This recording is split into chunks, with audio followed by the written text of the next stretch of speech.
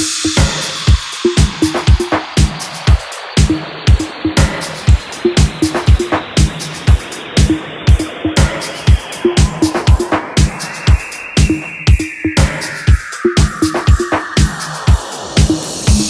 everybody, welcome back to Can You Put Me on Guestlist, Season 6. How we're at Season 6, I do not know, but we are. We're here, it's Season 6, and there is so much coming up this season. I've got some great guests, I've got some really insightful chats, and I can't wait to share them all with you. But to kick things off is another fellow podcaster, an absolutely incredible artist, that is Will Clarke. Now, I'm not gonna lie, I didn't really prepare this interview because I just knew that when a podcaster and a podcaster come together, it was just gonna flow and that there was gonna be lots to talk about, and that is exactly what happened. In fact, I think we probably could have spoken for hours. Me and Will have not really met before. We've met very, very quickly at a club or a festival, whatever, but never really had a chat. So I feel like there was just everything to talk about. And it was so lovely. We recorded it here at my house in London. And I think you're going to enjoy this one. We spoke about so many different things, from his own podcast to his journey to artist fees to Ibiza. There's loads of stuff in there. It's jam-packed, full of goodness, and I think you're really going to enjoy this chat. So welcome back to the podcast.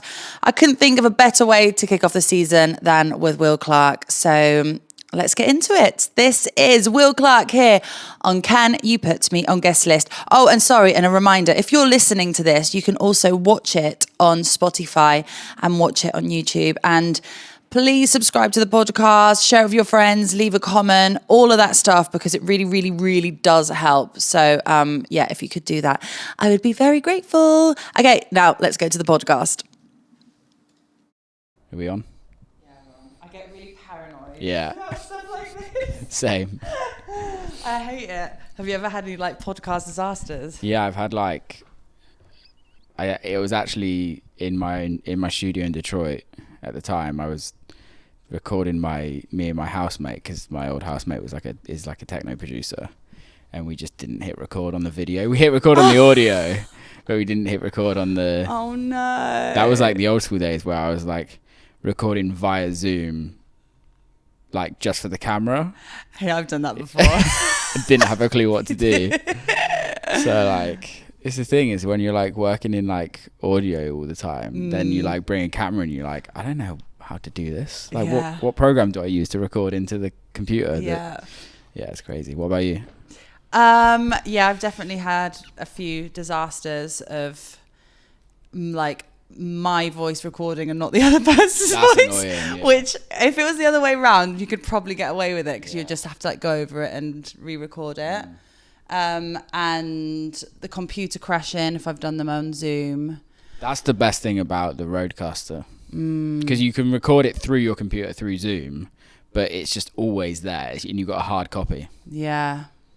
I can never trust a computer sometimes. I know. That's what I said to you. I just always feel really nervous. Yeah. So if anything ever happens, I'm just you've lost everything that you've done. But when it was the pandemic, I was doing Elro's Twitch channel. I was hosting their channel. And you were on it. I think I was. We did it. I think I was. Yeah. Oh my God, that was my worst nightmare. So they'd set up this whole live stream thing that I had to do. They'd give him. It was just a lot of things that you had to figure out to just do this one call. It wasn't just a Zoom. There was all of this stuff behind it. I used to get myself so worked up about doing this Twitch. I would go into the studio where I was doing it, because I was just me doing it. I couldn't be with anyone.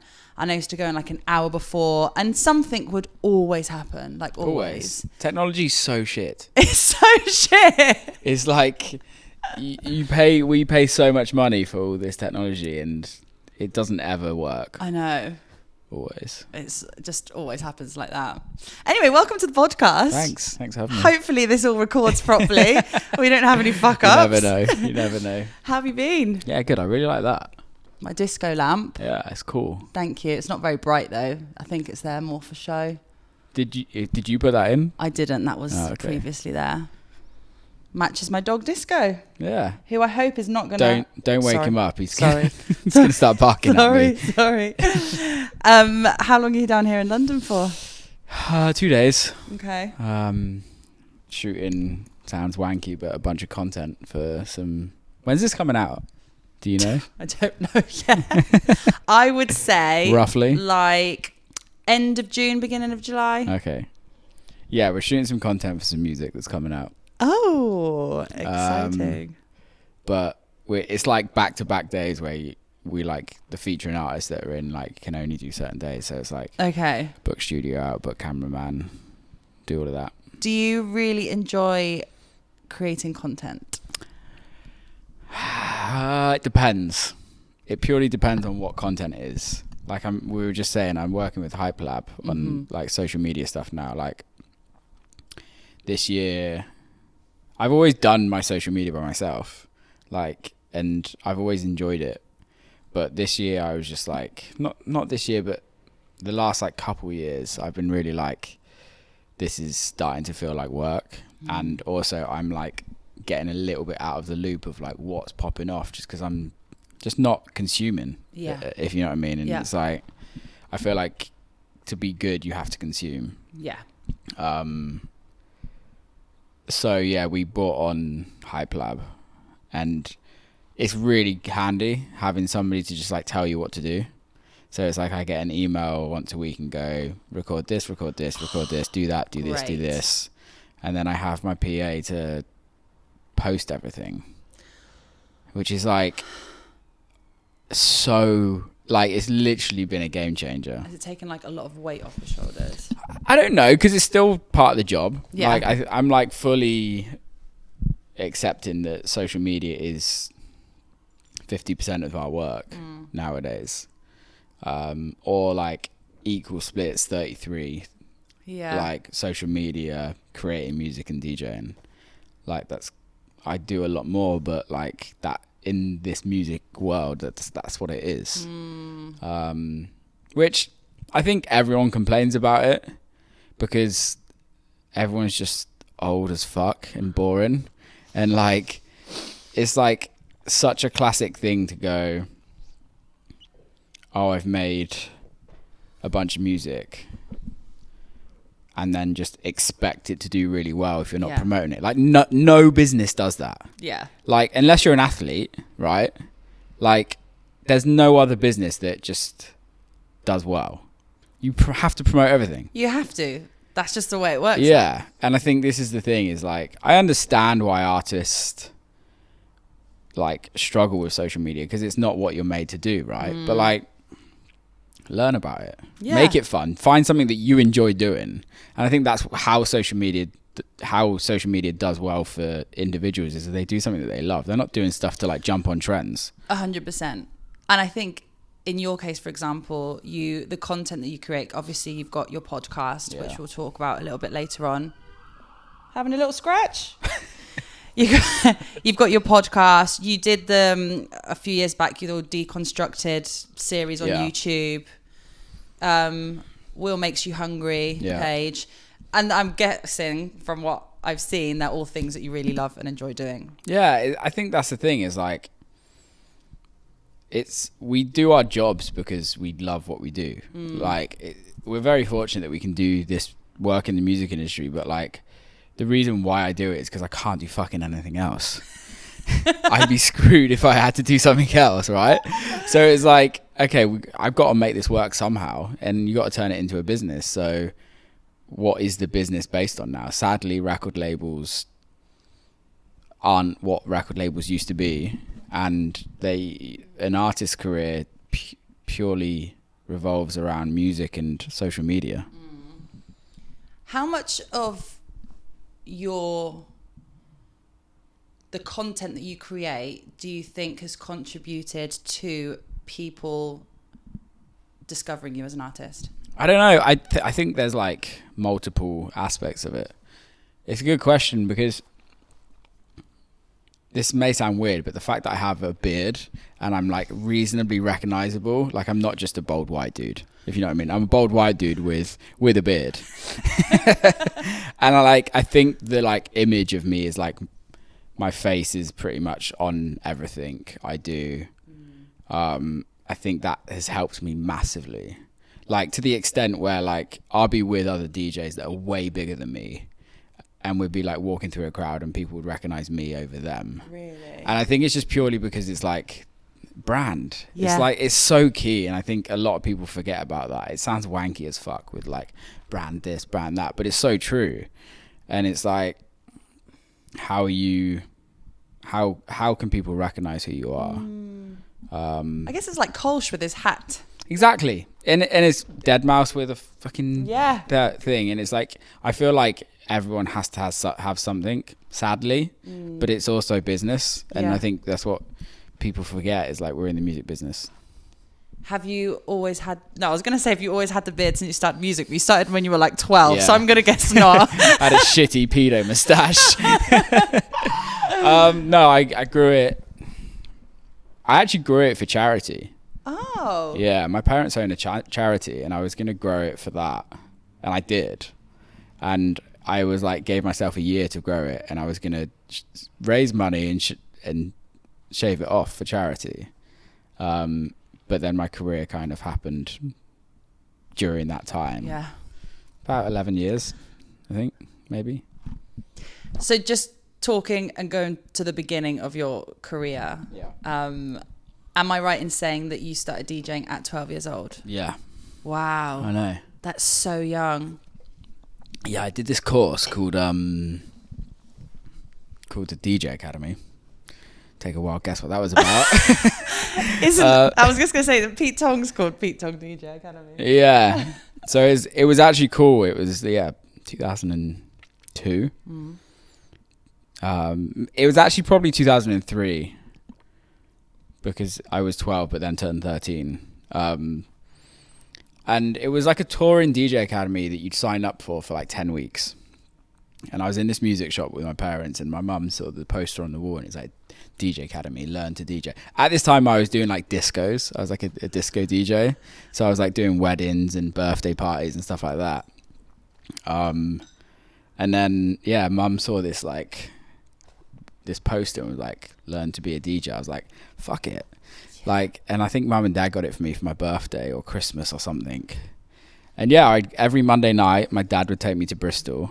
And at that time, he was like learning to be a therapist, I think. Okay. My mum's a therapist. So he was learning to, I think he was learning to be a therapist. So he was like doing all of his college work in the car whilst I was in this like DJ Academy.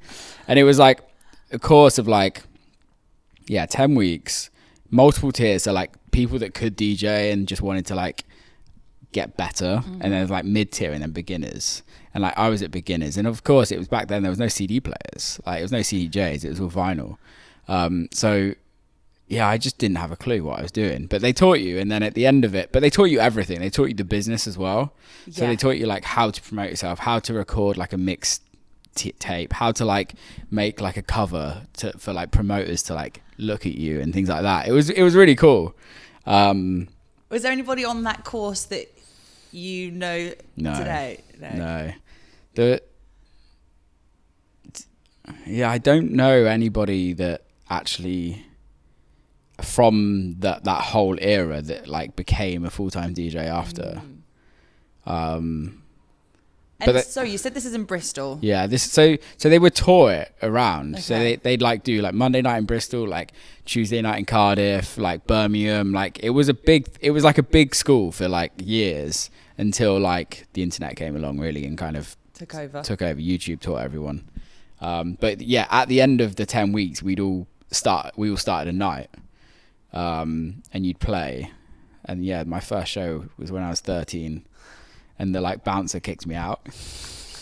Didn't know I was like we'd all signed it off with the management, But yeah, he like kicked me out and was like, "You're too young." I was like, "No shit." 13 years old. But even before that, if you were playing weddings and school discos and whatever, how did you know how to DJ for that? So I started that when I was 9.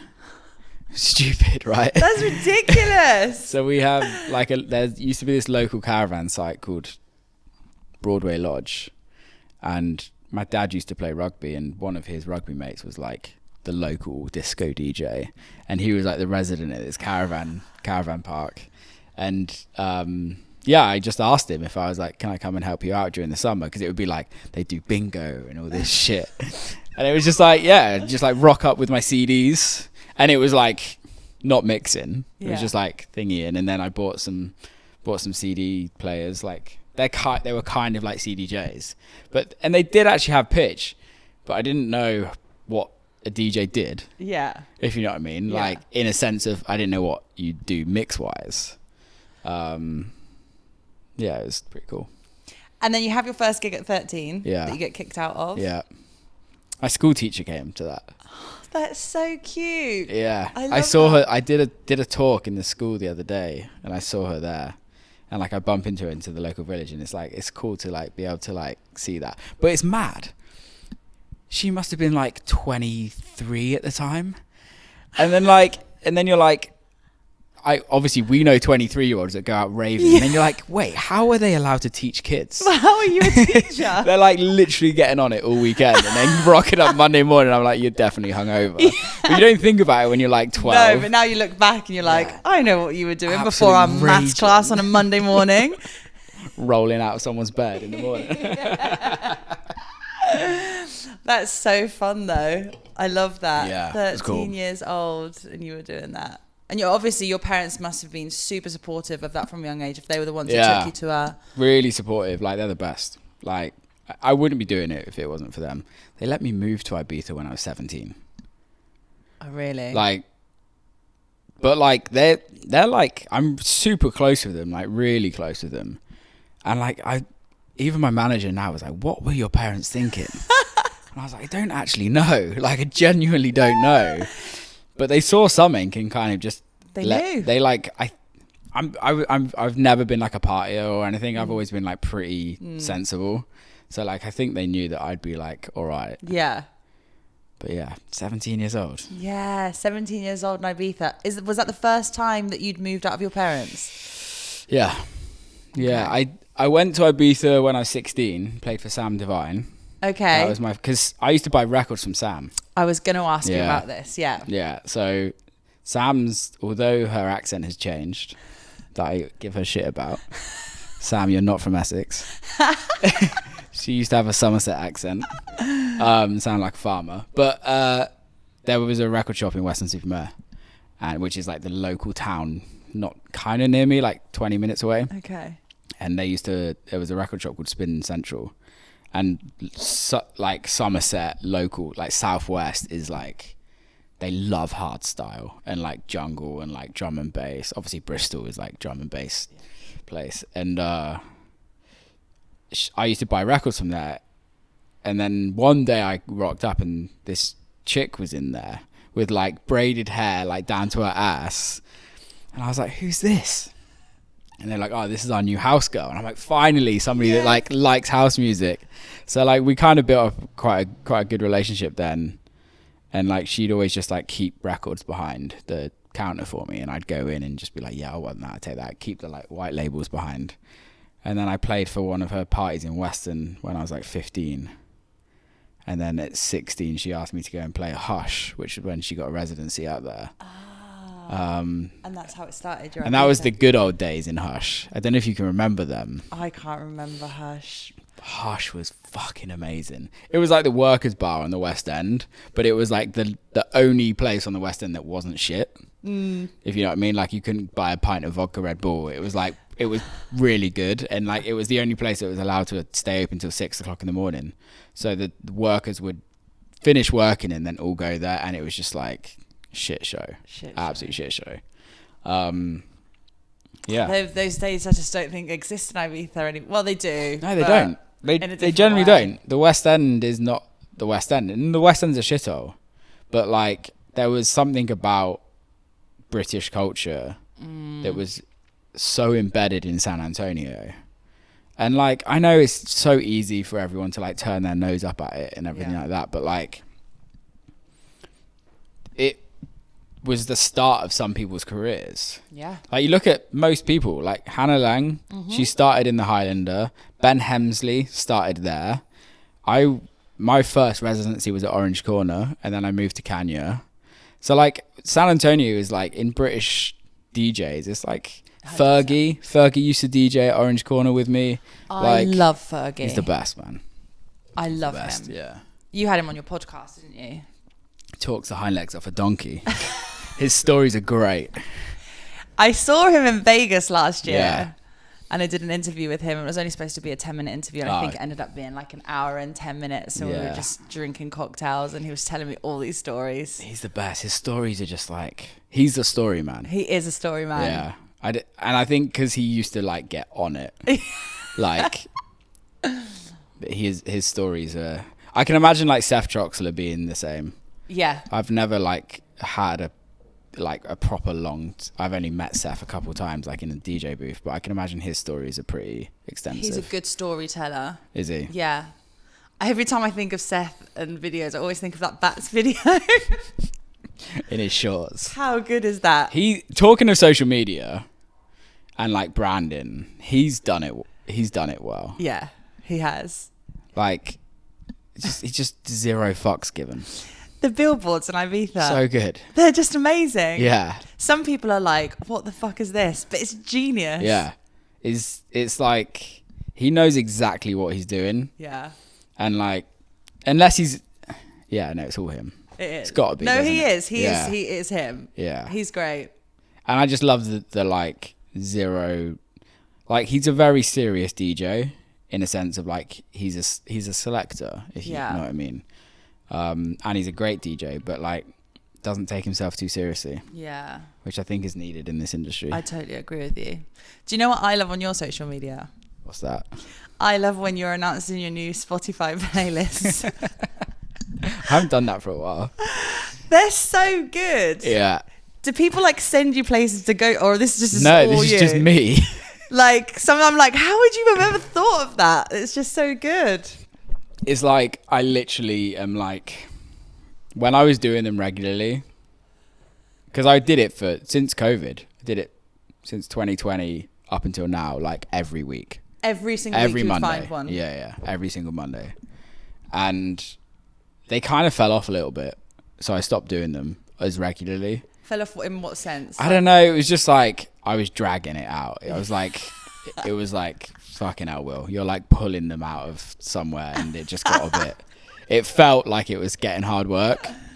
So I'll only do one now if I'm like, oh, this is a banger. This is a good one. Yeah, but I just like, just walk around and like see something. I'm like, yeah, like look at the size of that carrot. It's fucking massive. Like, I have to do something with this.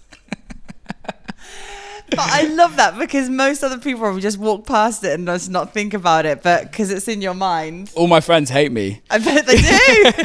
Because I'm like, just like every time I'm like, we'll be in a shop or something and they just turn around and I'm like holding this massive onion or something like that, or like just something stupid, and they're like, Monday post. I was like, yeah.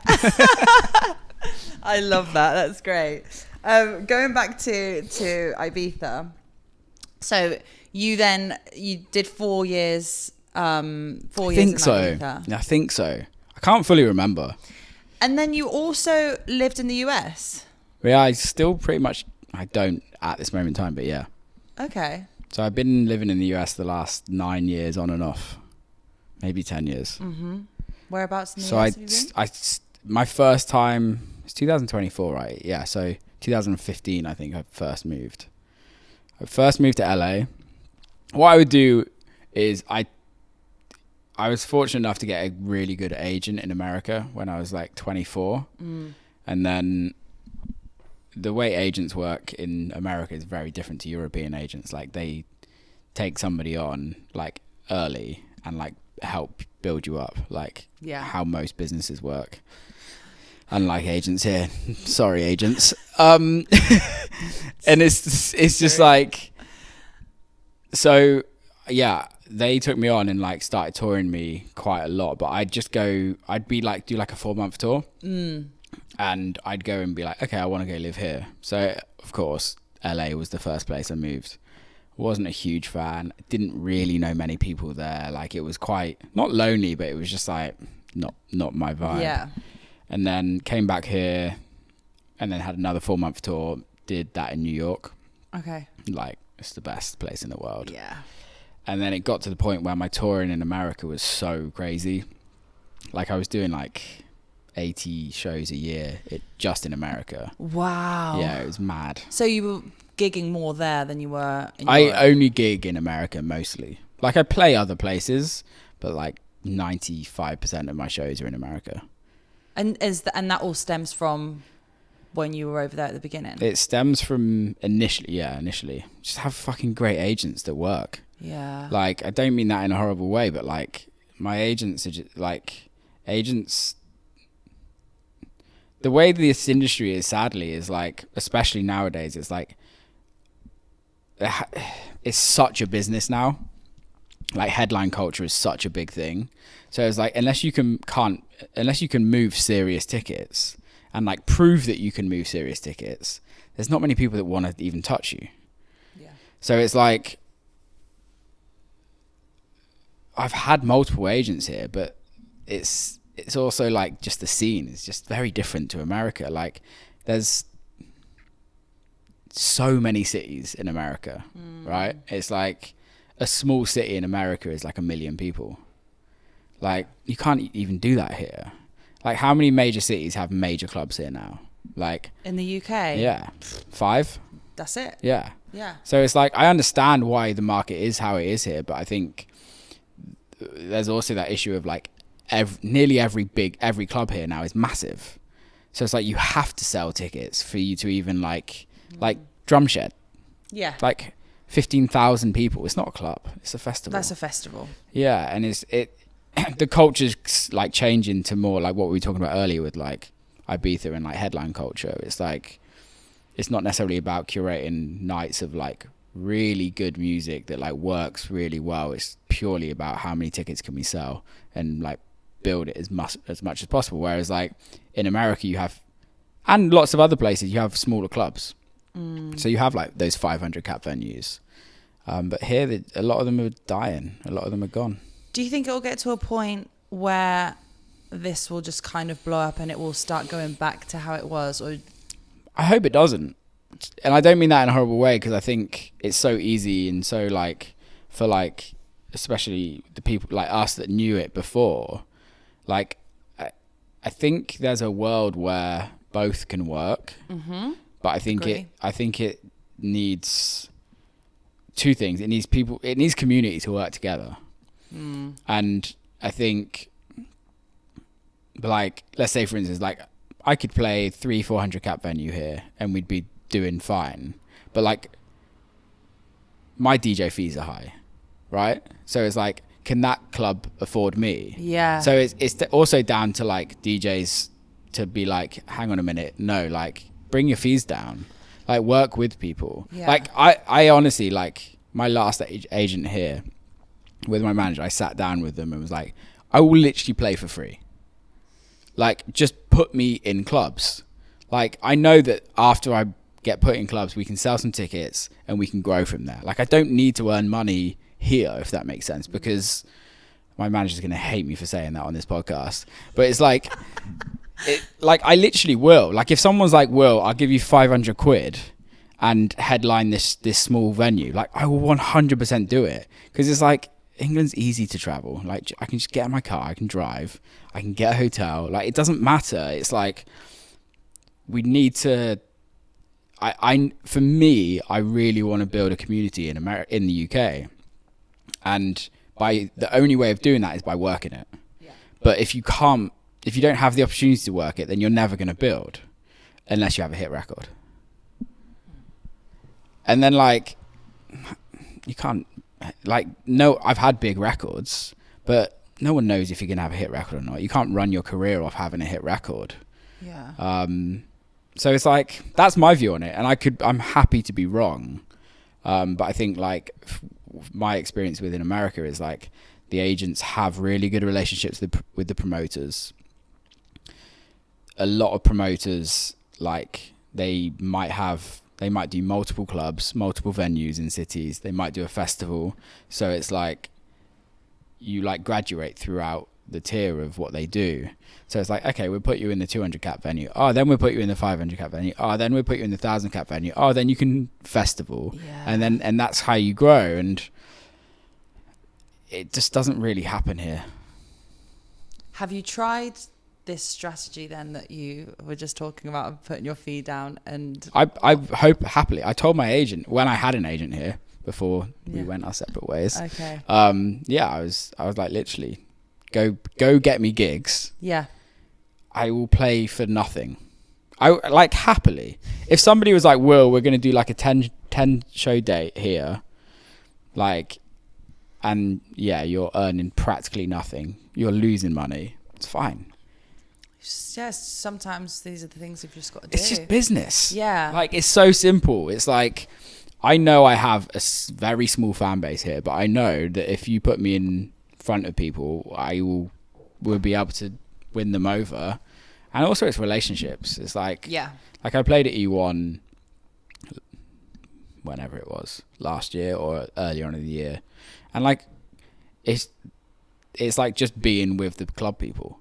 It's like being with the owners, being with the promoters. It's like building a relationship up with them. But like, if you're not being put in, if you can't put yourself in those situations, if it's almost like there's like a gatekeeper-ish, which is classic music industry, classic any industry, right? Yeah. And you got to somehow break through it. But hey, like I did a podcast with Cascade, who like is one of the biggest DJs in the world, and he still can't tour here. In the UK? In Europe. In the whole of Europe? Pretty much, apart from like Netherlands. For the same reasons? Yeah. It's just like, and the agents, like, you also have to create demand, right? Mm-hmm. Look at Hannah Lang, right? She's great. She's created a huge demand because she's got a huge, like, loyal fan base, right? That takes time to build, and there has to be something for people to hold on to. But, like, that still started from nothing. And you have to have the ability to do that. So it's hard. It's really hard. And there's not many artists that can do worldwide. Not many. I was just going to say, like, yeah, there aren't many at all. Jamie Jones. Carl Cox. There are some. Nicole Mudabar. Yeah. But Peggy Goo. It's a really good point what you've said. And it's a really good way to look at it. And I totally agree with you. I think for things to change, then there has to be some kind of give and take. It's just like a relationship, right? Yeah, absolutely. Compromise is like anything. Like, not everything can be perfect, but you've also got to be willing to work for it. Yeah, 100%. I'm just going to check the camera. You're so nervous. I can't stop thinking about it. It's fine. They're well good, the new phones. I need to get one. The new iPhone. Yeah. It's so good. I purposely, when I set up the phone, it said, do you want to connect to your iCloud? And I had like 36,000 pictures on my other phone. And I was like, do you know what? I'm going to start from scratch and I'm not going to have any pictures on this new phone. And then I don't know what I pressed, and all of a sudden it just like, came down. And I was just like, oh, God's sake. The amount of times I think during a week that I'm going to go through all my pictures and start deleting stuff, I just can't get myself to do it. But it's still on the cloud though. It's still on the cloud, but it's just stuff that I just know that it's just like I don't need. It's so weird, isn't it, nowadays? Like how we have so like don't be offended by me saying this, okay? But like, I'm in your house. There's like there's great art, but there's no like photos of people around, right? And it's like we have so many like amazing moments on our phones, but like no one has photos up. No one. That is so true. I've never even really thought about that. Unless you go to like grandma's house. Yeah, like when, but like 36. Like when was the last time you actually looked through those photos? That's what I mean. I'd never. No. Unless I'm looking for something very specific, then I'll go and find it. But I will. And you can search that now, which is great. So good. That is the weirdest thing Yeah, ever. That you yeah. can like just put in fruit and everything fruit related Yeah. will come up on your iPhone. Type in mum. Comes up as and it mum. comes up. Yeah. So It's good. so clever. It's kind of scary. It is. Technology is amazing though now. It is. One of my mates has like a tech company, and he was telling me about some AI shit, and he sent me this like, it's like a cool person that's AI, and it was the like example is like of this dental like practice, and this dental practice calls someone that's AI, calls the dental practice is AI, and it calls them and was like, hey Natalie, I'm really sorry, but we're gonna have to move your appointment. Like, when is the best time for you? Let me know. And Natalie's like, hey, no worries. And like, I'm available tomorrow at 10 a.m. And the AI's like, perfect, we booked you in 10 a.m. See you tomorrow. Is there anything else I can help with? And it literally, like, the AI sounded more real than the human. That's crazy. And you're like, oh shit, this is about to be amazing. Like, we're about to see some crazy shit. I saw a couple of weeks ago an AI model on Instagram. They're so hot. They're so hot. They're perfect. I'm like, oh my God, I would pay good money to date that person. I think anybody would, to be honest. know. They're perfection. It's scary though, right? And they're absolutely minted with money because they're getting paid by all of so these much massive money. brands. Yeah. They don't even exist. The scary thing is it's probably some white dude in Russia making them. Wanking his life away. Oh, stop. I got an Instagram message through yesterday. Somebody saying, hi, I was just wondering if you wanted a sugar daddy. Oh my God. There's some weird people out there. I wish I was a girl sometimes. I'd make so much money. There must be people out there that have some like sort of kind of beard fetish or something like that. I get weird DMs. Do you? From dudes. It's always from dudes. Saying what? Can I have your socks after you've DJ'd? I get that regularly from this one dude. He asked to buy my socks. Your unwashed socks. Unwashed, worn, sweaty socks. So I'm a bit of a weirdo, and I wear toe shoes when I train. Right. So they're like literally just like each individual toe, and he's like, he loves them. So all over that shit. Has he never asked you for a foot picture? No. You could be like, there could be another source of income here. Well, I was like, you can't afford them. Like, I'd sell them, but you can't afford them. So I can't believe that. yeah. What about I think it's the guy's mentality.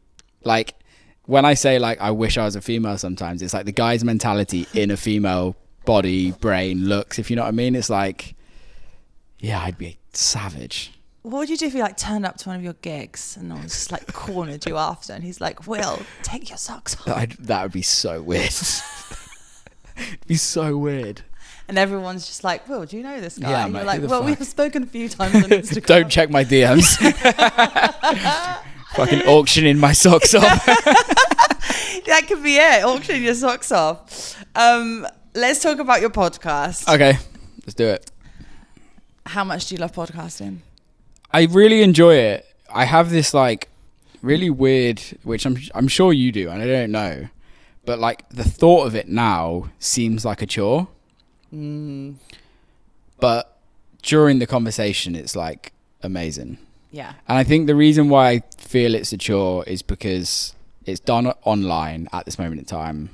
It's like you're building relationships with people, but it's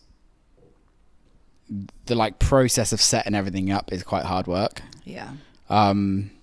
However, I like love the conversations. I've met a lot of friends from it. I've like built relationships that will last forever. And I think people like it. I hope It's they do. great. Thanks. I love it. How was your conversation with Moby? Pretty crazy. That was actually insane. He had no fucking idea who I was. That's the best thing. He still doesn't know who I am. Having Moby on your fucking I podcast know. is huge. We've had some crazy guests. Like, genuinely crazy guests. Talking of guests, last time I saw you was in Miami and you were about to ask Kerry Chandler how much porn he watches. Oh, yeah. Thank you. How did that go down? 82. Fuck's sake. So a little bit of context here, but basically I was doing this thing and it was every artist had to give a question, pass a question to the next artist. Yeah. So Sydney Charles asked Hot Since 82, would he allow his son to be a DJ? And Daly said, absolutely not. Really? Yeah. That's weird. That was his reply. Oh. Don't know what the context is behind that, but yeah. And then I said, okay, what's your question? And he was like, I want to know. He doesn't know this is Kerry Chandler, by the way. I would like to know how many hours of porn do you watch a week and tell the truth? And I was like, how the fuck am I going to ask Kerry Chandler how many hours of porn he's watched? Did he answer? Luckily, Kerry Chandler didn't turn up. And I had to ask Alex Kennan instead. I don't know who Alex is. Alex Kennan is... Should I? Sorry, Alex Kennan, if you watch this. He releases on Knee Deep in Sound. Oh, yes, I do know. Long hair, Italian. Yeah. Plays at Ibiza a lot. So anyway, and the answer was 0 to 3. 3 hours? Minutes. Oh, yeah, I was going to say, he's got some stamina.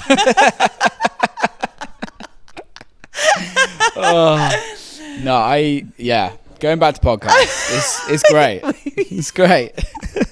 Well, let's go back to the conversation. Yeah, that was a funny time. How do you find it? I totally agree with what you've just said. Yeah. I think sometimes I'm like, and I've gone through. Right now, I'm on a podcasting break whilst I record to get the next season out, which I need to have because it is hard work. Like one podcast for me, and obviously, like I haven't worked in audio before. I'm not a producer, so all of this was so new to me as well. Yeah. So it takes me, now I'm getting much better. It takes me a while to edit them. And then obviously now there's the video version. Yeah. Then there's the clips. Then there's the reels. Then you have to write the description. Then you have to think of the title. It's a lot of stuff to think about. It takes me like 6 hours for one episode. Yeah. I hear you. I think the way I did the podcast was like, the goal is to not edit. Yeah. So like, I know yours are quite edited, where mine, I don't edit the conversation at all. It just goes on. I'll only edit it if somebody wants it. If somebody wants it. Yeah. Like now the conversation's flown and I know there's not really going to be anything to edit. What's the best thing somebody's asked you to edit out? Oh no, I have somebody once just asked me to take out all of the just like and I was like, you literally say after every sentence, but they were like, no, I really want it out. I'm not even going to say who it is, but I was so annoyed. Who was it? No, I'm not going to say. Who was it? Come on. Begins with F. F? What does it end in? A D. It's actually an industry person. It's not. Know. But anyway, apart from that, what else have I asked? I can't remember. Mine's age. Somebody's age. Everyone, that's the only thing I get asked to edit out is people's age. How old are you? 33. Can you edit that out? Yep. No. Beep. I'm going to put a beep over that. 34 next month. When's your birthday? 6th of June. 6th of June. 6-6, baby. 6-6? Yeah. Cool. What about you? I'm 3rd of August. How old? Saying that on my podcast. I'm 31. Okay. Yeah, it's a good age. It is a good age. Do you know, I feel like age has hit me this year. Really? Yeah. As soon as I turned 30, I just felt older. Is that mentally though? I don't know. Maybe.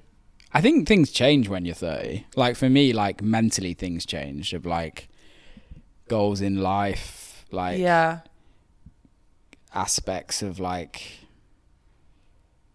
why are we doing this? Like all of those things. Learned a lot, like turning 30, but it wasn't like wake up and I'm 30. I'm like, oh shit, like everything's changed. But it's definitely like changed my like view on life. Yeah. When it was my 30th birthday, I was like, because normally every birthday is obviously in August and I'm in Ibiza, so it'd just always just be like crazy night out. And for my 30th, I was like, I'm going to do something so different. I'm going to go for a really relaxed dinner with my friends and have a spa day. Yeah, and you're old then. We did the total opposite. And I was so annoyed with myself because I literally wanted to start my 30s like really fresh. Really like, this is my new life now as a 30-year-old. And it just never happened. Yeah.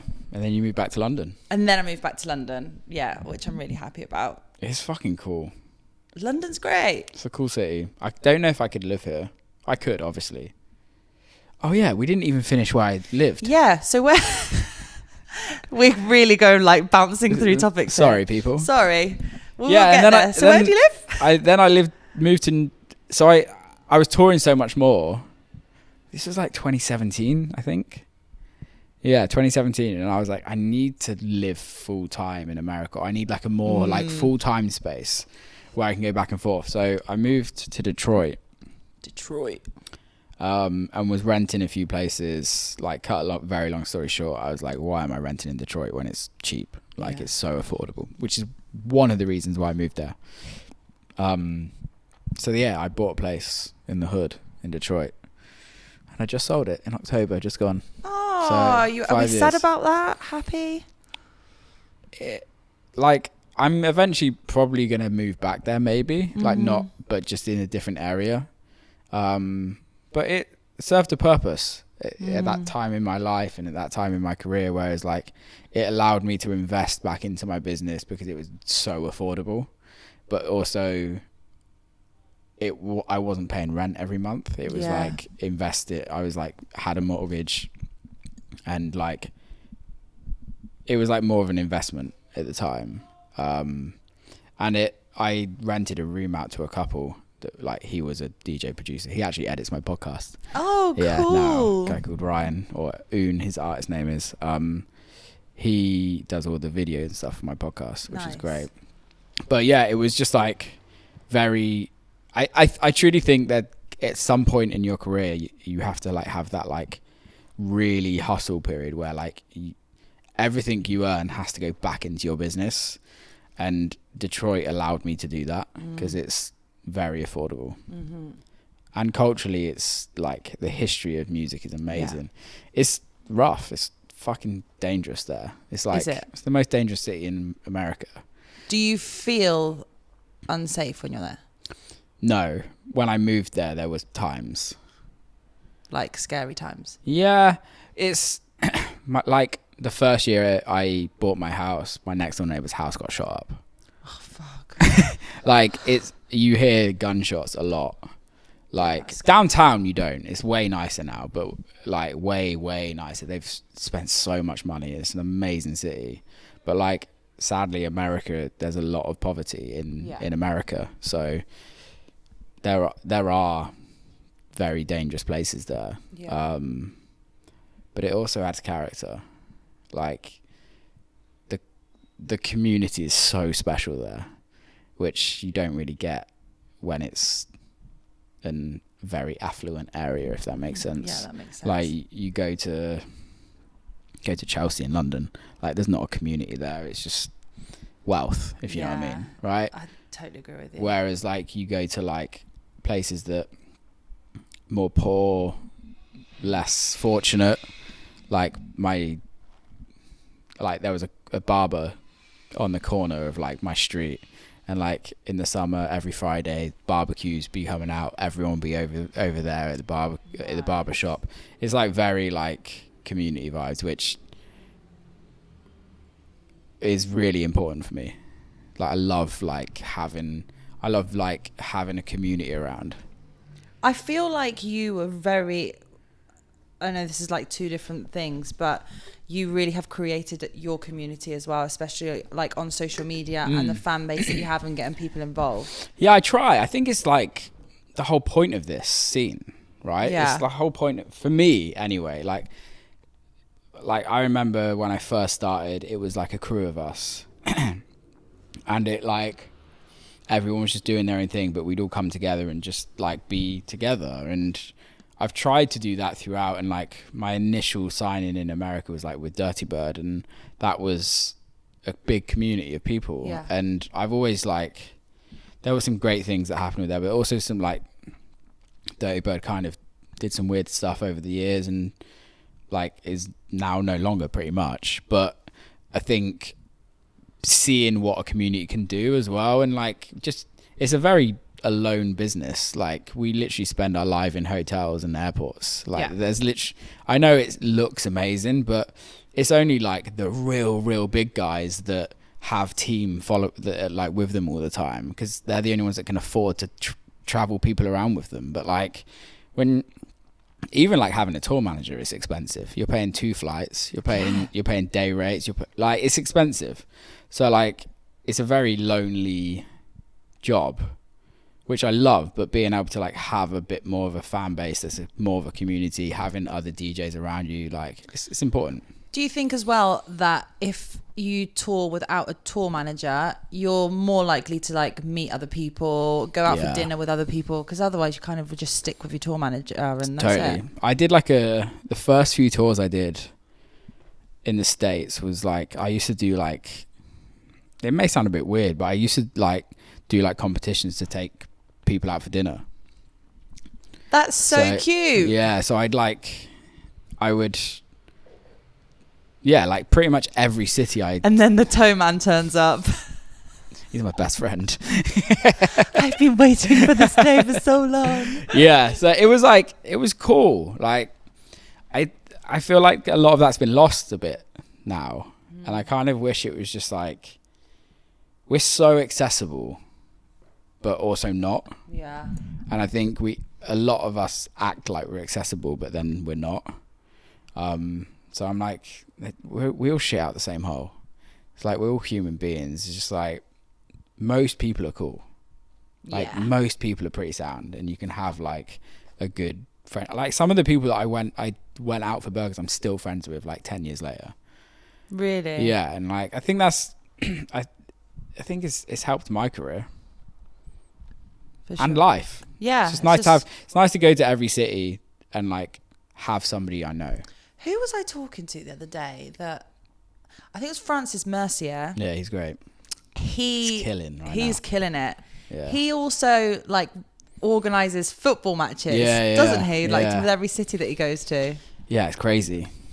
I've kind of like stopped doing stuff like that, and I want to start. It's hard with schedules as well, but Francis, that's a funny story about Francis actually. He came on my podcast, and he was the one podcast I fucked up, like complete my fault. Like I didn't look at my calendar the night before, and I didn't know I had a podcast recording. So I was in Detroit and I wasn't too aware of what he was doing at the time. This was a couple of years ago. So like I didn't really know much of his music. Okay. Or like much about his career. And I was like doing stretches on the gym floor and like got a text going, dude, I'm in the waiting room. And I'm like, oh fuck. And I was like, mate, I am so sorry. Like I need to like give me like half an hour. So I like drove home really quickly and I was still in my gym shorts when I was doing the podcast, like just put a hoodie over and like just fucked that podcast up so bad. Did you tell him? He knew I was at the gym. He knew I fucked up, but but you obviously didn't have it like prepared as much as you probably wanted to. I don't really prepare much, but he was like the first person that I didn't really know much about. Yeah. So if I don't know much about somebody, I do a bit of prep. Yeah. And it, like my manager was like, you didn't do any prep. Like he listened to it and he was like, I could tell, dude. And maybe my manager knew because he knows me. Yeah. Yeah, I do need to redo that one. It happens. It can also happen where like you have prepped for it, but then when you actually sit down with the person, you don't fully connect with them. Yeah. And then it's like just an awkward conversation. That's really hard, right? Yeah, that's really difficult. I don't know about you, but for me, it's when people just don't give back. Yeah. It's like I had this promoter, I'm actually playing for him this weekend. And he's a lovely guy, like genuinely really nice guy. But it took like an hour and 10 minutes for him to like start giving conversation back. Yeah. And then I was like, the podcast is over. So like it got to the end and he was like, then he started like asking questions and like having a bit more of a conversation. Yeah. That's a really hard one. I just sometimes have like really random questions in the back of my head just to like, at least I know what like what's to going ask, on. Yeah. It's, you know, I guess a lot of people don't have long form conversation. Yeah. I need to piss so bad. Can I? You can go for a piss break. I was just about to say to you, don't lock the door because somebody once got locked in there. And I was just thinking, you imagine in this podcast, you get locked in my bathroom. The mic. Yeah. Next. Why did you start the podcast? I started the podcast because I started in 2019 and from at that point, all my career was just interviewing DJs. Yeah. And I just got to a point where I was like, I need to interview people like that are not DJs as well. Yeah. But I didn't really have the space or the outlet to do it. So I wanted to learn more about what people did in the music industry, how things worked. Yeah. Because my work in music had always just been very much Ibiza related and interviewing DJs backstage at clubs. Yeah. So yeah, and also I just thought it was a really great way to network and to meet new people. And I just love meeting new people, and I love like finding out about how people started out with what they're doing and just tell stories and stuff. No, it's so good. I think conversation is so important. So important that we don't have in this industry. Like, just generally in life, I say this all the time, but it's like, who has an hour, 2 hour long conversation without a mobile phone, without anybody like coming in, like no distractions? It's important. It is. If you could have a dream guest, who is your dream guest? Maxi Jazz, but he's passed away. That would have been the like dream. Like he's the reason why I do this. Like watching Faithless. I think my dad took me to see Faithless when I was like 11, and it was like, yeah, I have to do this. Which has been your favourite podcast so far? That's hard. That's a hard one. MK was really good. It's generally the ones that I'm like pretty close with, like outside of, so there's like a relationship. Yeah. Moby was really special. Yeah. Carl Cox. I loved in the moment where he was like making soup halfway through. It's mental, right? Was that, because I just listened to that, was that on video as well? So was he showing you the soup? Yeah, I think he did. It's just like some vegan vegetable soup or whatever. He's such a vegan. He's such a vegan. Yeah. Doesn't he have a tattoo that says animal rights? Animal rights. And then vegan something on his neck. Like, he's in. Wow. There's no going back for him. It's literally written all over your body. Yeah, there's no going back. Yeah, I was talking to my manager the other day and I was like, I want to get my knuckles tattooed, but like, what if I get a real job one day? What if I need to get a real job one day? And he's like, yeah, literally get a real job on your top. But I was like, he was like, dude, you're never getting a real job. I was like, what do you mean? He's like, you're in this. Like, I was like, okay, maybe. You said it before. You were like, I wouldn't know what else to do. I wouldn't. I really wouldn't. Like, I like the idea of having a business outside of music. Like what? Like, I'm starting a few at the moment. Okay. Like, I'm in the process of like building like a fragrance company with friends. Wow, I love that. Which would be cool. I don't know. I'd really want to do like a fashion brand. But like, I've done so much like research in that, and I'm like, I know how much money it takes. Yes. So for me, that would be like a passion project after I've made millions. After I've had that hit record and I got an agent in the UK. Yeah. What about you? What would you do if you didn't talk to fucking DJs? God, I don't know.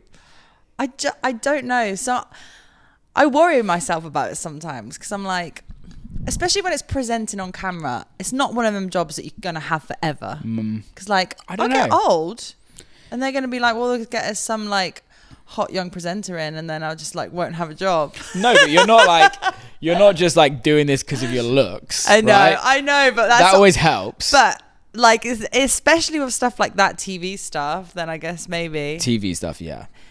I love working. I love doing radio. I love presenting on the radio. I love live radio. That's like my favorite thing. No one has to see your face then. Nobody has to see your face. Lucky and fuckers. I love, yeah, exactly. Lucky you. And I just love the adrenaline of live stuff. But again, that does not answer the question. What would I do? I don't know. Maybe be a yoga teacher.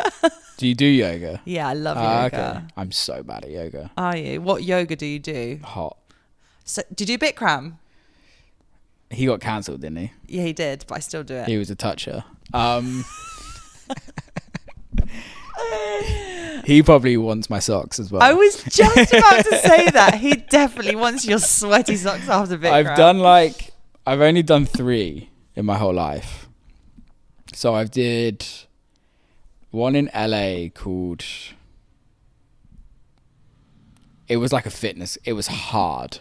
It was like a fitness class in a hot yoga studio. It was 45 degrees C and you're like lifting weights. It's fucking gross. That's mental. And then I did one in Bristol with my girlfriend and that was cool, but it wasn't that hot.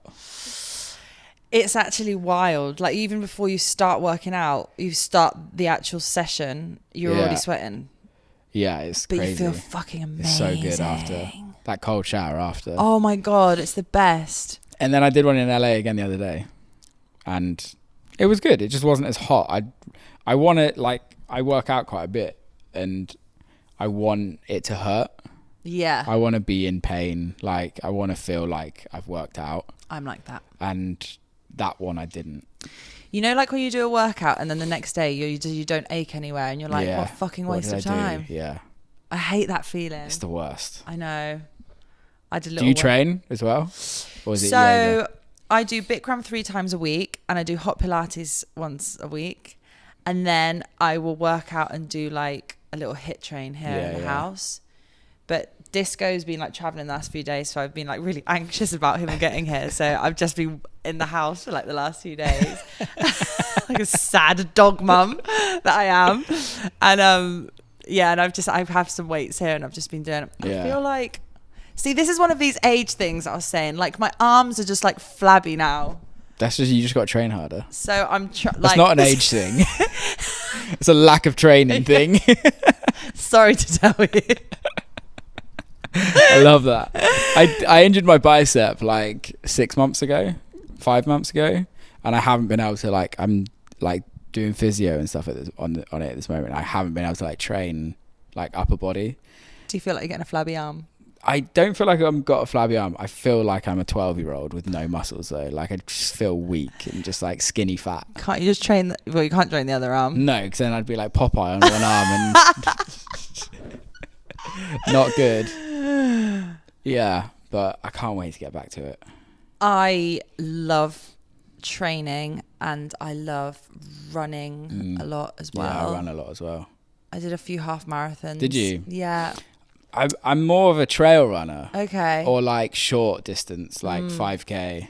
Like really quick. Yeah. Yeah. I did a run the other day. It was like 4K in like 16 and a half minutes. 4K and that's really quick. I'm like, that's really quick. Like smashing. Bloody hell. Yeah. That's good. But the thing is now living here, like we're right in the middle of Shoreditch and it's like stop, start. So it's just unless boring. you run really early in the morning. Unless you run really early or I go to like a big park somewhere. But I like to like leave my house and run. Like having to go somewhere. It's like. I don't like treadmills as well. I hate treadmills. Yeah, that's so boring. And bikes. I do step machine a lot at the gym. That's like the cardio at the gym for me. Do you find it hard to keep fit on the road with traveling so much, or have you kind of got yourself into since doing the bicep? Yes, because I would have like quite a strict routine of I'd get to the hotel, train, or I'd go get to the hotel, like go out for dinner, train before the show, and then like do that each time. But because I just haven't been, I've been like slacking a little bit. I will get back on it, but yeah. It's hard. The hardest thing is the diet.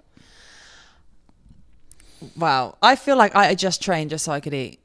Yeah, totally. But I love eating. but it's also like, I think the older I get, the more aware of what I eat and what same. I'm putting in the I'm body. same. I think it's just more education. Like at school, we weren't taught anything like that really. No. Like we weren't taught about nutrition to a certain extent, and like I'm really into it, but the goal is to eventually have somebody travel. Like I love cooking, but like I'd love to have a trainer travel with me. Yeah. And like fully go in on it, and like make sure that you eat well, train. Do you know any DJs that do that have like a touring fitness person? No.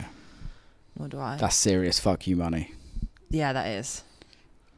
But probably like more, sorry, tour managers. Is that like more valuable than having a tour manager?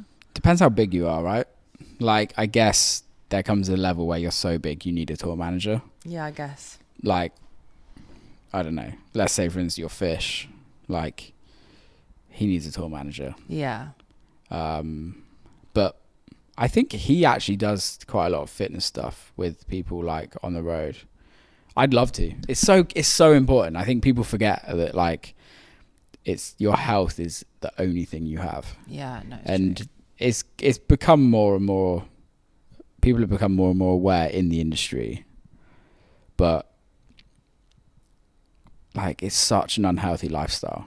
Yeah. Lack of sleep, different time zones, eating out, aeroplane food, no sleep again, and then when you get home it's like studio. So it's a really awful lifestyle. It's the best lifestyle. I fucking love it, and that's not me complaining about the job, but it's awful for you. Yeah. And like mentally, because it's your away weekends, like everything that you have in your personal life gets missed, and like building relationships is really hard. Like all of that is like you actually have to work to keep relationships. And that's not just like partners, like with your friends and with your family and all of that. It's like, it's really hard to like keep that in mind. Like, I have to text this friend, or I have to text it, or I have to call this friend, I have to do this, whilst being in another country, whilst worrying about everything else. It's a weird industry. It is really weird, but I think you nailed it on the head there, where it's like there are so many highs of working in this industry, but there are so many like. Well, you're on your own. Yeah. I don't know if you have that, but it's like I've had the thought more as like what am I doing this for? Like what's the like why? Yeah. Like the amount of work you put into it for the amount of return. Not that you do it for return.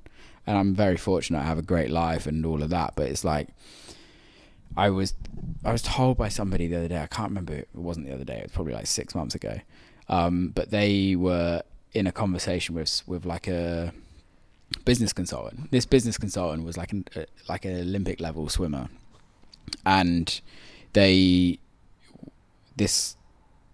my friend was talking to them and was like explaining the music industry to them, because I think he'd just seen this guy like do a business talk to like a bunch of like CEOs, and my mate was like telling this consultant like the music industry, and this guy would turn around and was like, that's not business, that's gambling.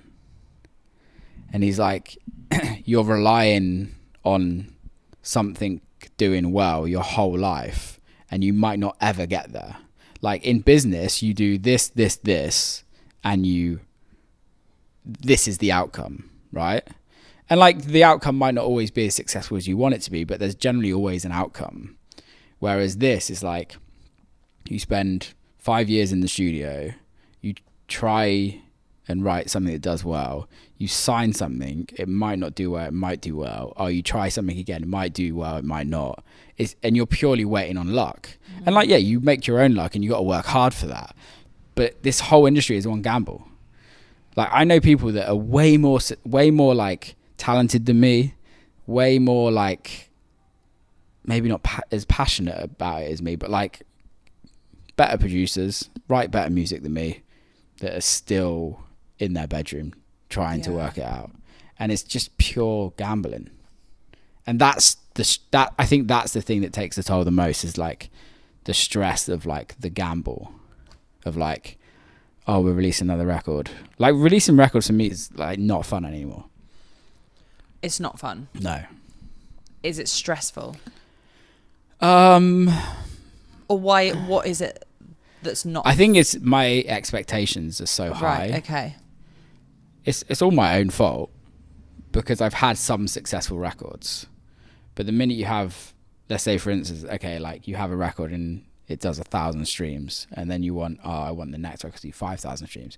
Oh, it does 5,000 streams. Oh, I want the next record to do 10,000 streams. Oh, it does 10,000 streams. Then your next record does 2,000 streams. You're like, oh, fuck.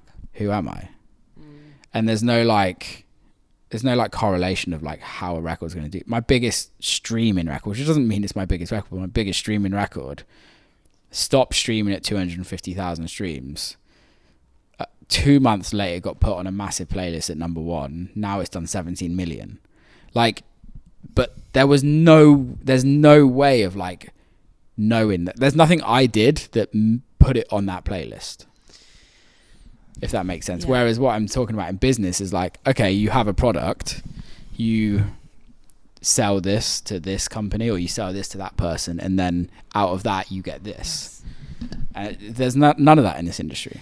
It's such an interesting way to look at it, and I've never thought of that before, but it's so true.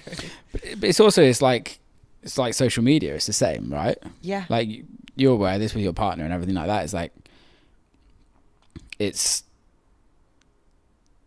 you could put a video out and I could put exactly the same video out, and mine gets 10 million views, yours gets 100,000. This just happened to me. Did it? With Hiroko. Yeah. Who's also been on your podcast. Yeah. I did this thing with her at SXM Festival. It was just like random quick fire questions. And I asked her, if you had to eat the same breakfast for the rest of your life, what would it be? And she goes, Diet Coke and cigarettes. She's the best. Diet Coke and cigarettes. I posted it, probably had like 10, 12,000 views. Yeah. She's posted it and it's had 9.9 million. Wow. I was like, what? Yeah. And that's this the thing. Happens. That's the thing. And it's like, that's just gambling. It is just all a gamble. It's gambling. But we love it so much that we're willing to gamble. 100%. Just a bunch of gambling addicts. We are just a bunch of I actually fucking hate, I've never gambled in my life. I gambled once and it didn't go down very well. So I've never gambled again. How much did you lose? I lost to somebody else, $2,000. Oof. Yeah.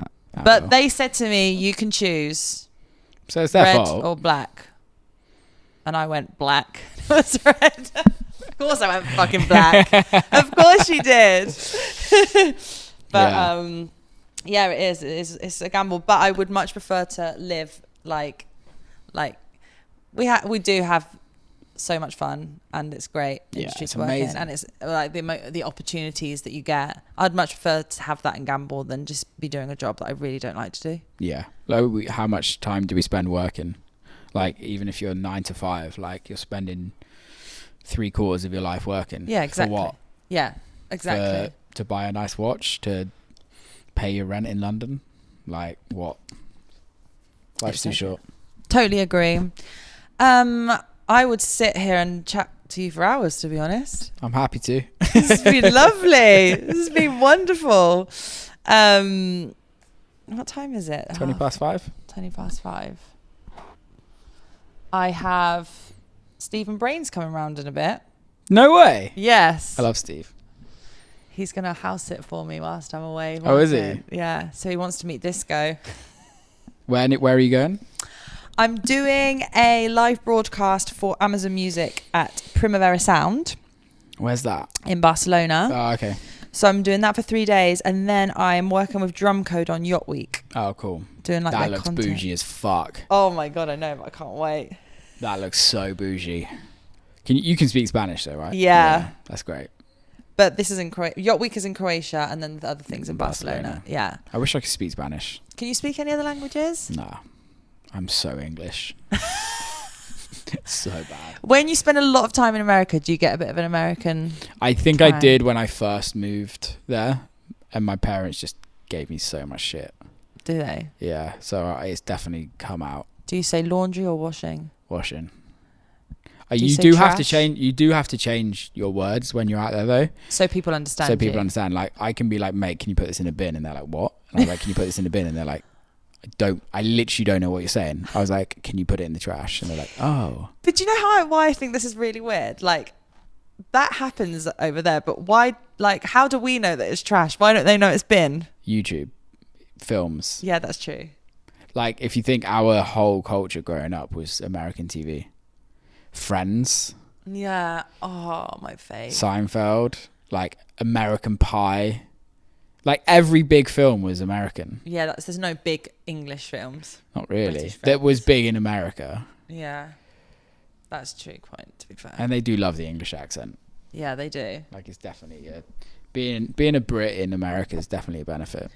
I was in Toronto a couple of years ago, and I was ordering some food, and I said, "Oh, I'm gonna have a bottle of water, please." And she was like, "Sorry, what?" And I was like, "A bottle of water." She was like, "What?" I was like, "Water." "What?" And I was Yeah. like, "Water." And she was like, "Oh, okay." When it's so true. When I was in like my first ever tour in America, I put together myself. It was like I was like 20, which obviously you can't party when you're 20 over there. It's illegal. So I had to get a fake ID. But one of my mates was studying he was English but studied in UNC, which is University of North Carolina.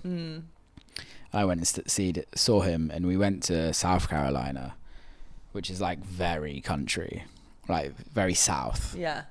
Not necessarily country, but south. So like, we're like foreigners back then as well. This was like 12 years ago, 13 years ago. So like, no one really saw English people didn't really go there. Yeah. Anyway, we went to the sandwich shop, and my mate's called Harry, very like British name, and it was like a mum and pop's like Subway kind of. Yeah. So like, you'd go in, order your food, and then they'd ask your name, and he was like, "My name's Harry," and she was like, "What?" And he was like, "Harry," and she was like, "I don't understand what you're saying." And he was like, "My name is Harry." And she was like, "How do you spell that?" And he was like, Harry. And he was like, "Oh, Harry." I'm like, fuck's sake. Like, it's so bad. I've had people call me, like, when like, I had it at my first festival in America was Tomorrow World. Tomorrow World. Yeah, it's like the Tomorrowland Of America. at the time in Atlanta. And I went into the like artists. It was like, I'd never done a festival before. I didn't have a fucking clue what we did. So it was like, I was just like being escorted around. And I went to go get the credentials. She was like, "What's your name?" I was like, "Will Clarke." And she was like, "Say that again." I was like, "Will Clarke." And she was like, "World Cup?" I'm like, How did you get from Will Clarke to World Cup? I'm like, absolutely not, ma'am. That's so good. funny. Yeah. World Cup. How? I get it all the time. What, World Cup? No, I've had it a couple times. Will Clarke, I guess. It's really not hard. It's really not. But they say Clarke differently over there. Clarke. Yeah. I can't do the American accent. Clarke. Mine's Clarke. Katie. Yeah. You never get a Katie? No. They missed the T. But we don't say the T. We say Katie. Yeah, that's true. Katie. Unless you're my mum, who would say Katie. I like the T. I like proper English. Yeah, me too. Yeah. Like, private school girl English is like so attractive. And if she's AI model. I'm probably subscribed. Paying some Russian dude. That's what the Russian do. Full circle. I love a British accent. Yeah, though. it's so good. It's the one thing that when I'm leaving a country and like come home, and like if I'm flying like BA or something, the first thing you see is like, "Hello, sir." Yes. And like, it's so, if I'm like, Feels I'm homely. home. Yeah. So home. What other UK accents do you really like? That's my number one, like, private school, proper English. Geordie Oh yeah, that's what I was gonna say. and Mank. I do like Only a Scouse. only on girls though. Mank. Yeah, Geordie I like on everyone. I love a Geordie accent. I can't stand Scouse. I like a Sorry. Scouse accent, Ugh. and I love an Ugh. Irish accent. Of course, like whoever says that they don't like an Irish accent is an absolute psycho. Yeah, But I like Welsh accents. Like I like the Valley Welsh accent where it's like, yeah, it's kind of cute. my mum's from Leeds. Oh, that's a good. I like Northerners. I like Love Northerners. Northern accent is fucking great. My mum's from Leeds, and my dad is from Ruislip, which is West London. So two very different. Is he like geezer? He's Like, proper geezer. Yeah. I love geezers. Yeah, he's like proper geezer. So their accents are very, very different. But my mum's definitely, since she's been with my dad, lost it. But as soon as she goes back home, it just comes back automatically. I know. Yours is pretty like posh London. Do you think? Yeah. I don't really feel like I have an Not. accent. It's like very British. You don't like sound like you're from London. I think also with work. Well, no, that's a lie, really. I was going to say, like, I have to speak properly, but everyone has their own. But I guess, style. did you speak Spanish for the whole time you were like grew up? I moved to Spain when I was 12. Yeah. And my parents put me straight into Spanish school.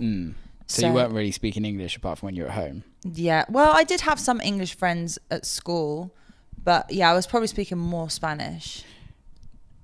Do you dream in Spanish?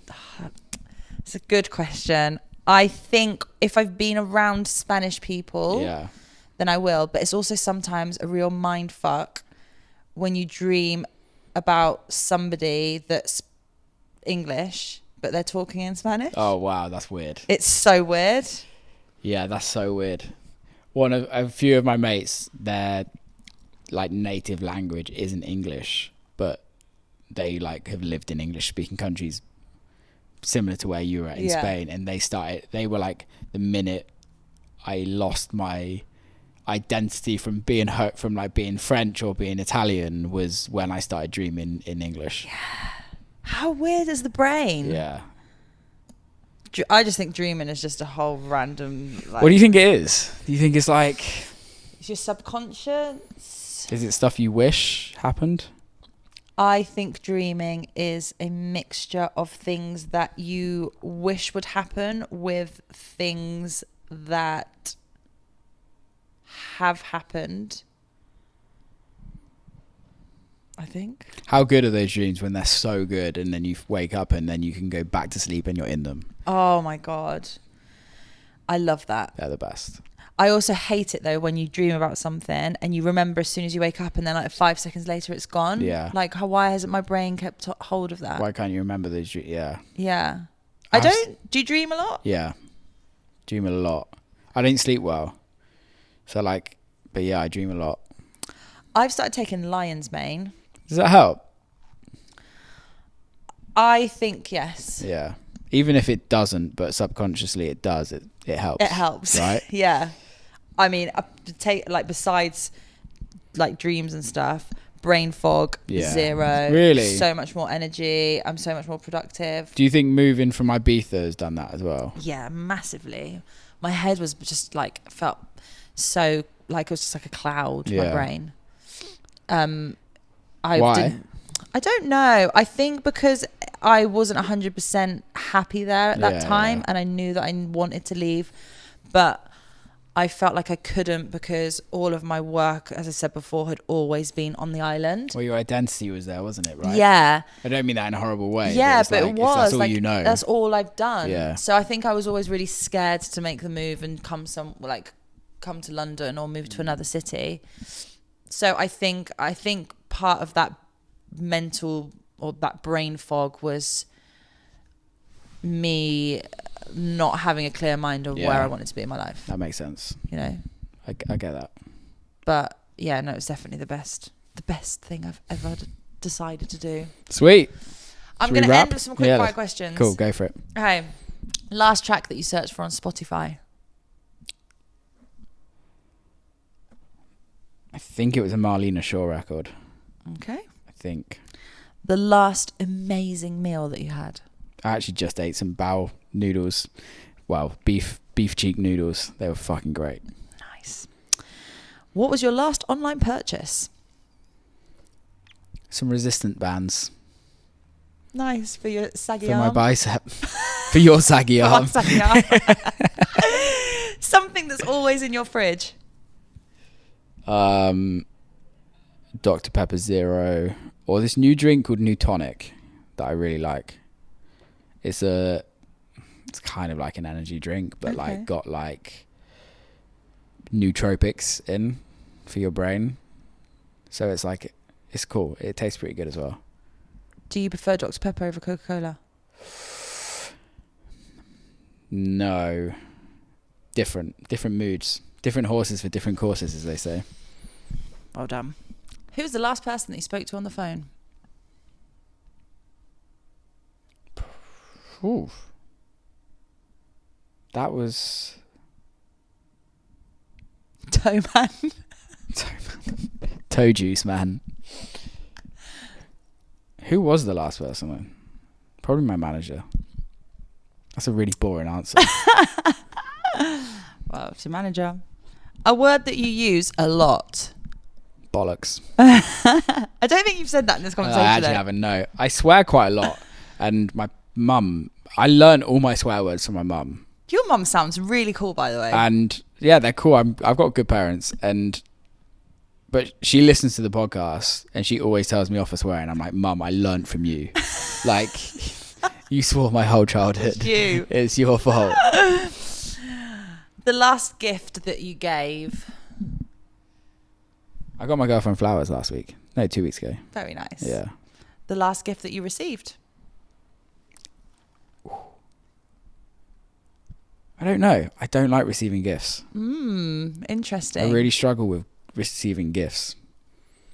Don't know why. I was talking about this the other day, actually. That happens to people, and I think it's really interesting.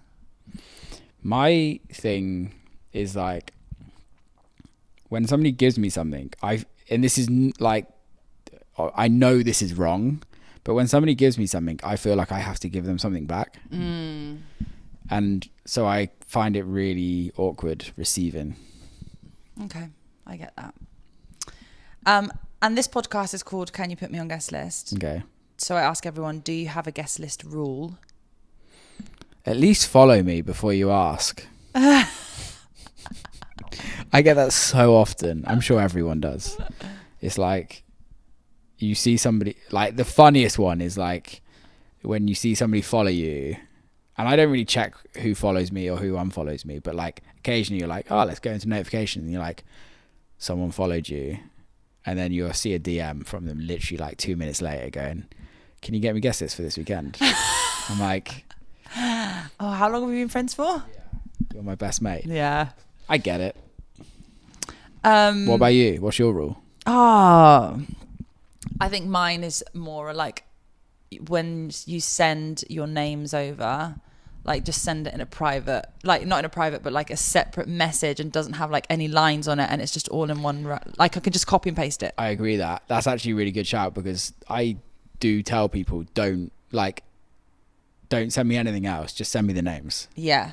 And you know what really annoys me is when they don't do capital letters with their names. Oh, Like what psychos do that? I don't know, but there are people that do that. Like there's a setting on your phone that you have to turn off. Like people go on their phone and turn off this setting that says no capital letters. That is so true. The only reason that they would write that without capital letters is one, if they've turned that, or two, if they're writing from the laptop. But if you see it, like who writes like that? Who writes in English like names without capital letters? I don't know. Psychos. Fucking yeah, that's Not our friends. no, clearly not. Definitely not ours. Every weekend. Right. I'm playing Pass the Question, like the one that I did in Miami. Okay. But you're the first person, so I'm Okay. going to give you the first question. Okay. Yours is, what would be your deathbed meal? Ooh. Starter, main course, and dessert. It will probably be some Indian dish, Right. like just like an Indian banquet. Like with starters like the poppadoms, samosas, and then like just I'd like some Indian man to just cook me a load of Indian food with a side of socks.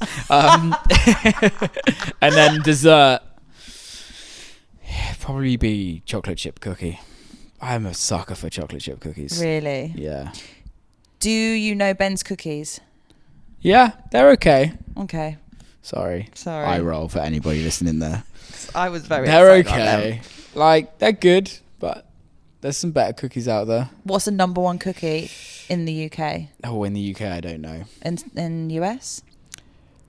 Oh my God, Levan.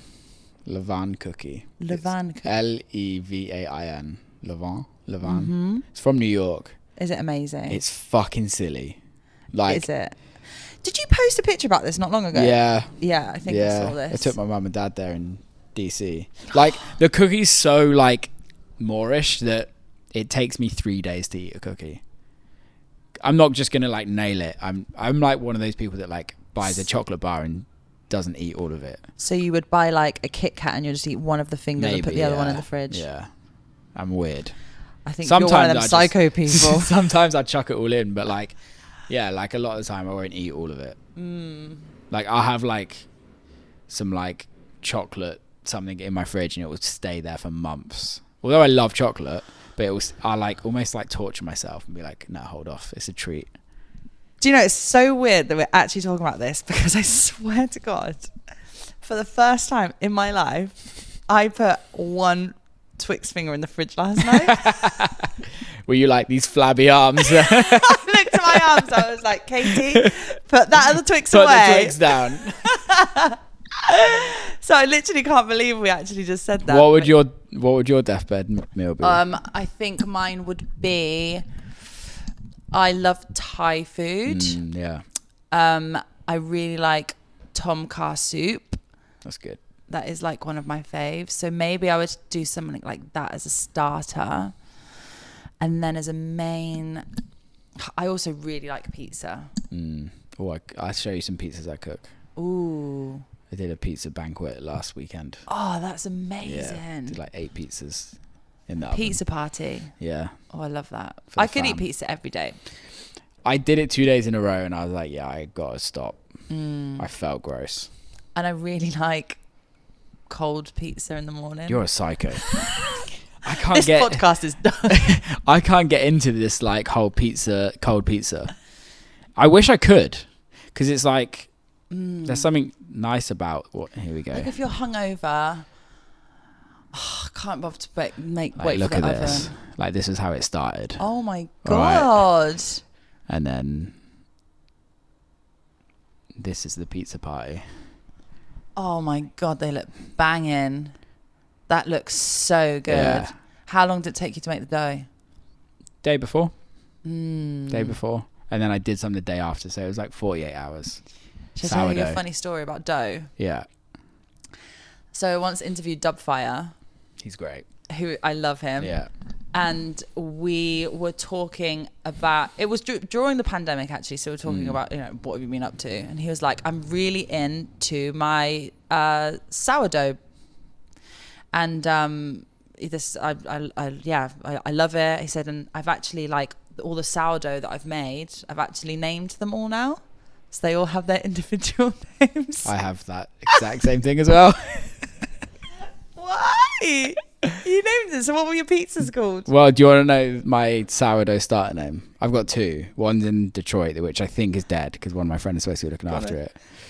Sandra is my one in England. Sandra and Cheryl. Sandra and Cheryl are your sourdough. Yeah. Look after them, feed them every week. You clearly haven't got into sourdough. I though, obviously am because missing out on something. when you get into here. sourdough, you will be like, oh my God, I've got to call it something. Because it's alive. Yeah, I guess. It's like a pet. You got to feed it. I'm trying to think what name Ali said now. I can't remember. I think it was like Fred or something. Yeah, probably. Do you want to see some sourdough? Yeah. Here we go. So like during COVID, I would bake like every Sunday for like all my friends and family. Bread. Yeah, you can put it in your iPhone. Bread. I used to do croissants as well. Really? Yeah, I went in during COVID. I love watching videos of people making croissants. So this is like a Sunday bake. Oh my God. Yeah, I went in. That looks amazing. Like, see, you know what I asked you before, what would you be doing if baker. you were? That's what it would be. But I'm trying to find the croissant. Like croissants. Oh, this is some more. Yeah, like look at them. That's so good. I love cooking. Very impressed. I do love cooking. But you mentioned it at the beginning. Yeah. I love cooking as well. I just feel What's your best dish? I do make a really good green Thai curry. Really? Yeah. Do you do the paste and everything?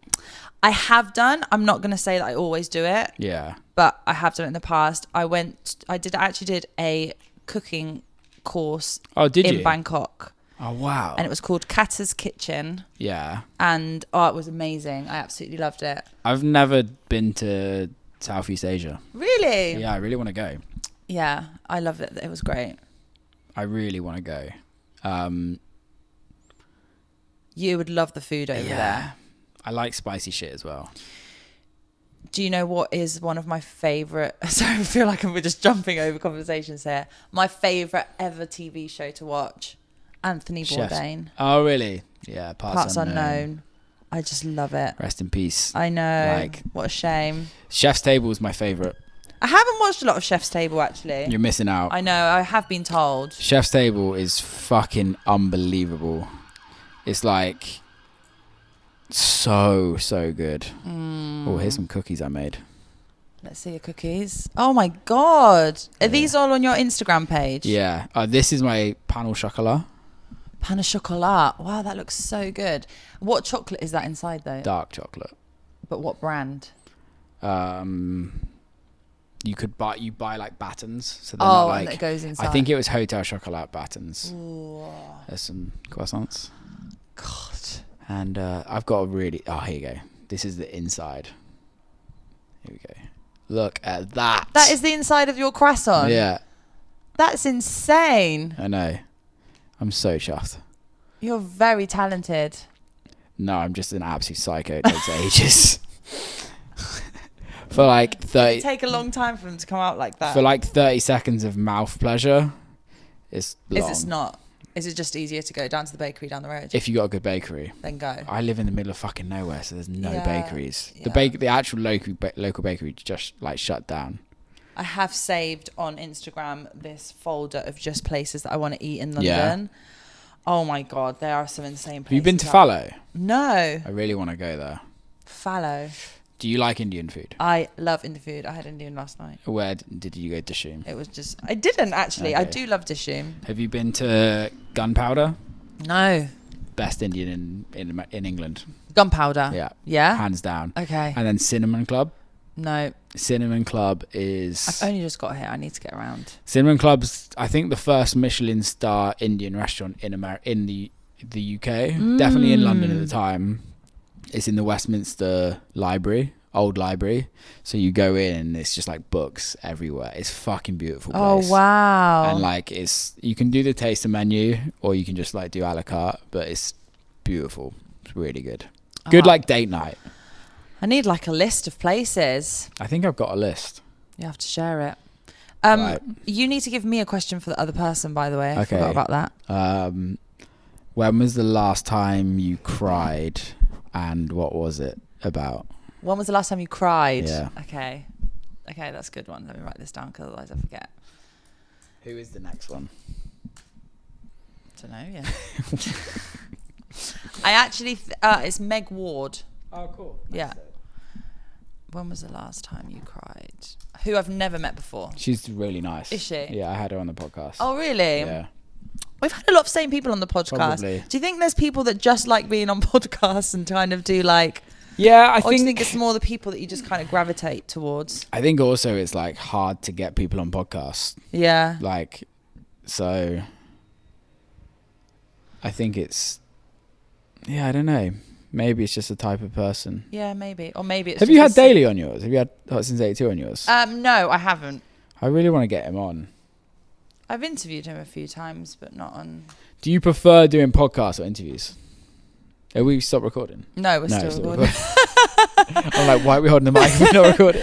I think I prefer probably podcast because it's just more relaxed. I used to enjoy doing interviews, but since having the podcast, I dislike doing interviews now.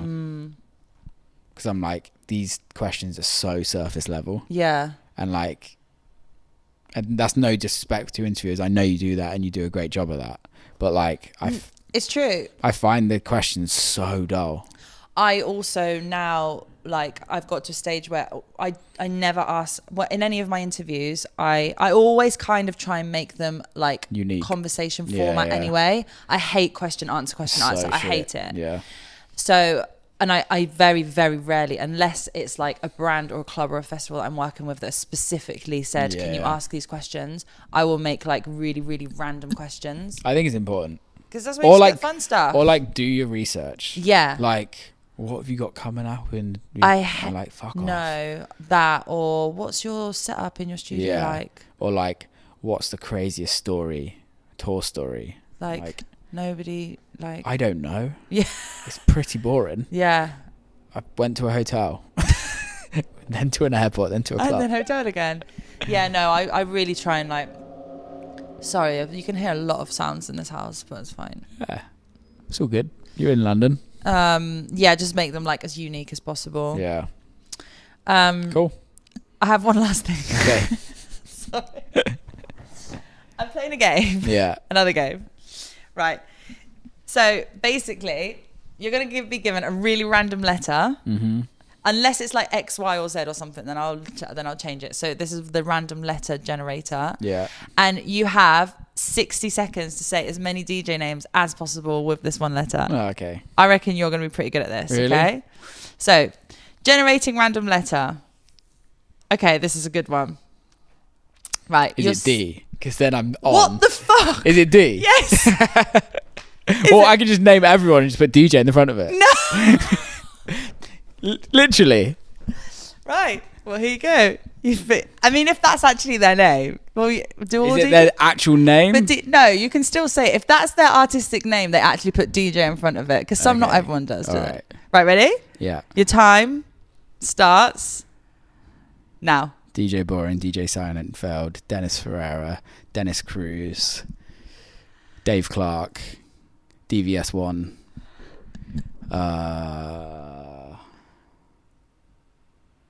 DJ Will Clarke. It's actually pretty hard. You got 20 seconds. Can you think of any? I can think of loads. Can you? Oh no, that's B. Yeah. D. Duke Dumont. Duke Dumont. Dead Mouse. Dead Mouse, yeah. This could be a team effort. Because it's fucking hard. 4 seconds. 3, 2, 1. Right, you did pretty well. Danny Howard. Oh! Go on, I'll let you have Danny. Sorry, Danny. 1, 2, 3, 4, 5, 6, 7, 8, 9, 10. You got 10? That's really good. Is it really though? Normally people get like 4. Who else? DJ... Oh, there's a Darius Syrossian. Darius Syrossian.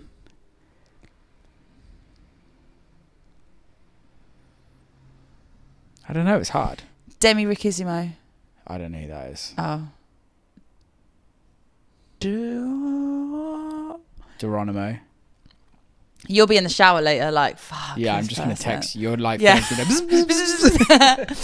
Will, thank you so much. Thank you. This has been an absolute pleasure. Thanks for having me. You're more than welcome. And yes, it's been lovely. I'm glad that Disco. Is Disco Disco a DJ?